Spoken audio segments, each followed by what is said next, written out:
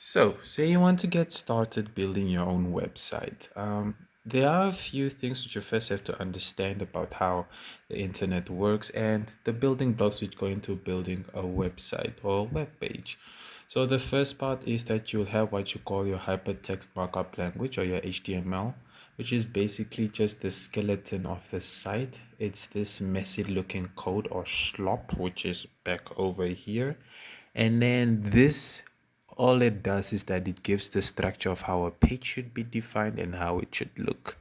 When you want to go into the styling perspective, that's where we look at the technology called CSS.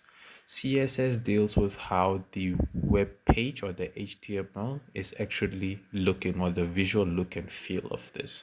So CSS is written in a style sheet, and then the different elements are what you have in your classes, which define how different attributes of your HTML will look like. So that's basically the look and feel. CSS structure is the HTML. But then when you want to get a bit more creative and you want to add interactivity, that's where the brain comes in. And the brain is basically existing in what we call JavaScript. So JavaScript is the one which adds the interactivity into your site. And then the modern case will be talking about JavaScript frameworks such as React, Angular, or Vue.js, depending on what your intentions are. If you want to get a job or if you want to build a site, it's all up to preference mostly, or popularity, depending what you're into. It gets a bit more complex when you want to actually store the data and manage sessions, because that's when you pull in a backend language, and they are different to choose from. So you can have your Java, Python, PHP, Node.js, C Sharp, or .NET.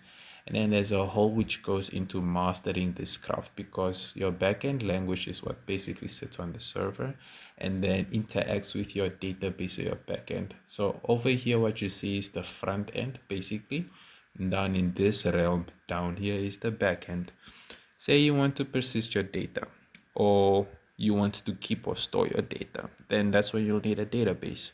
So you can opt for a SQL database, which is a structural query language like MySQL or SQL Server, which is paid for. Another mention, PostgreSQL as well, open source.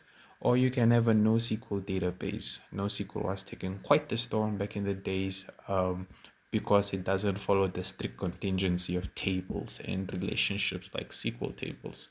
So you can have MongoDB, Firebase, or Convex.